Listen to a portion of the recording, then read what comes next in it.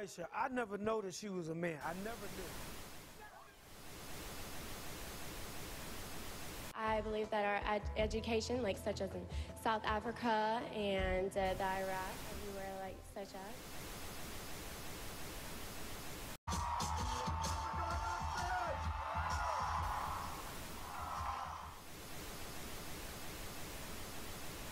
Platform 8 for the 22-28 Southern service to Eastbourne via Lewis. Please join front 2. One option, placing a tracking microchip under a service member's skin. Former special operations officer. And if you hear the shouting, it's a group of demonstrators who've come. 9/11 was an inside job.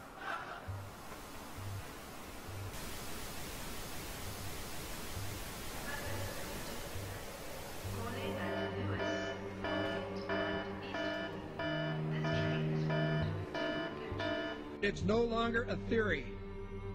What I'm about to say is fact. The secret organizations of the world power elite are no longer secret. They have planned and are now leading us into a one-world communist government. Well, there have been extraordinary scenes in Berlin tonight as thousands of people gathered to hear Barack Obama deliver key foreign policy speech on his current European tour. The Democratic presidential hopeful laid out his vision for America's place in a new world order, in a new world order, in a new world order. It's not a new idea. President Bush talked about it back in 1991. It is a big idea, a new world order. President Bush said, and it's a phrase that I often use myself, that we needed a new world order. There's a need for a new world order. I call upon all states to join ranks in order to found the new world order of the 21st century. We have before us the opportunity to forge for ourselves and for future generations a new world order. When we are successful, and we will be, we have a real chance at this new world order. And people talked then, in 1990, of a new world order. And the question for us is how we meet and master all these challenges to ensure that Britain enhances its competitiveness in the process and realizes what I believe is our destiny of success in this new world order. So, in conclusion, ladies and gentlemen, a new world is emerging. It is a new world order with significantly different and radically new challenges for the future. And people better understand that they mean exactly what they're saying. It's a new world order they're trying to create, and they're trying to do so not only without approval or consent of the government in this country, but despite the popular will. This is a straightforward assault by the elitists in this country.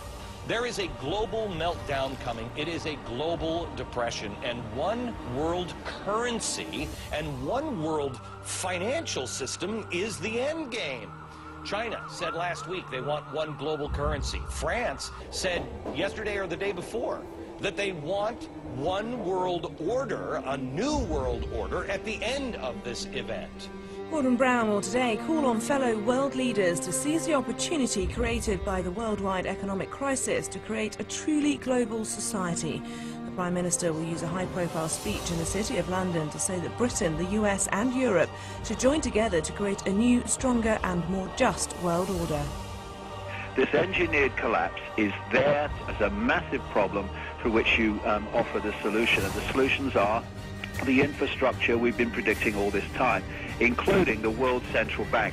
The goal of this manipulation, and has been for a very long time, is to get the world population to see as a good idea, or the only option in given circumstances that are manipulated into place, the creation of a one world government, a world central bank which would administer all financial transactions on the planet, a world currency, and a microchipped population linked to a global computer. The wealthy elite who have the money and the power know that if they can create a one world global social system, that they can control the central authority.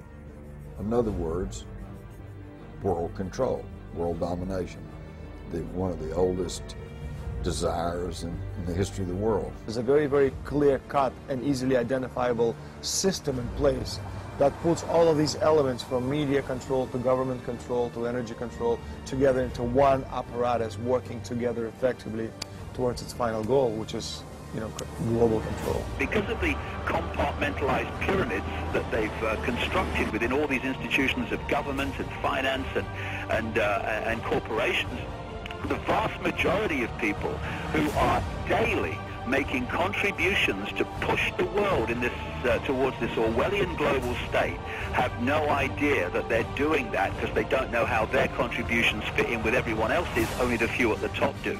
Most people don't have a clue that unelected private bankers actually control the governments of the world. There is this like cozy little myth that is perpetuated between politicians and the media. The media report the world as if presidents and prime ministers are the final arbiters and decision makers in the world, which means that the people above the level of presidents and prime ministers that really make the decisions, they're never looked at or exposed by the mainstream media because they're not accepted to exist. The central bankers of the world are working together to create a one-world government. The global police state is sinister as anything George Orwell ever wrote about, where every person on the planet Earth will have an RFID chip implanted. It is the first implantable microchip for humans that has multiple security, financial, and healthcare applications. More than 100 law enforcement officials in Mexico are having microchips implanted in their arms. The chips allow a person to be scanned, sort of like a cereal box at the supermarket. Just like the microchips implanted in the necks of dogs and cats, allowing lost pets to be identified, this glass capsule can do the same for humans. A chip in everybody would be the universal monetary system par excellence, because there'd be no escape from it, and you'd be totally under the control of those who issue the electronic impulses in that chip.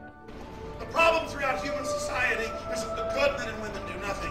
They don't want power. They don't want control.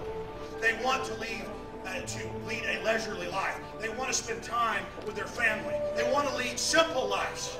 But we are forced throughout society and throughout history and throughout human time to stand up against bullies. And many times we stand up before it's too late. And we reverse the course of tyranny. But more often than not, we don't stand up in time, and horrible things have to happen first, so decadent societies learn why liberty and freedom is so precious. If you think you don't like the situation now, then think what you're going to face a little way down the road, and more than anything, think of what your children are going to have to face. Because you think we live in a controlled society now, this is nothing compared with what they are going to have to live in. So in terms of parents who are listening to this information, I would say this: go and look your children in the eyes and tell them that you can't be bothered, or you're too frightened to do anything about it. You're too frightened to get involved, too frightened to get involved in being another conduit for getting this information further and further expanded into the public mind, that you're too frightened to get together with others to stop cooperating with this system and to not be intimidated into coming into line, which is a bit like coming into line in a concentration camp and thinking it'll be okay as long as you stay in line and you do as you're told, you'll be fine. And then you realize at the end of it, well, actually, it ain't fine. And if you'd have all rebelled earlier, then you wouldn't be in the situation you're facing now. The point of mathematics alone ought to let us see where the real power is here. There are billions of people, 6 billion, nearly getting on for 7 billion on this planet, who are being manipulated. There are, in full knowledge of what they're doing, a relative handful of those who are doing the manipulating to the end that we're talking about. They think they've beaten us. They think that they're going to have their way with us. And I'm here to tell them they're not going to have their way with us. We are going to defeat them. You guys aren't going to be able to get away with your New World Order, sir. Talk about Bill. You know what New World Order is. You will never get a New World Order. Never. National sovereignty will prevail. The New World Order is going down, sir. You can laugh. Wake up, people. Wake up. Research the New World Order. This is important. Look it up. Investigate it. Your New World Order will fall. Humanity will defeat you.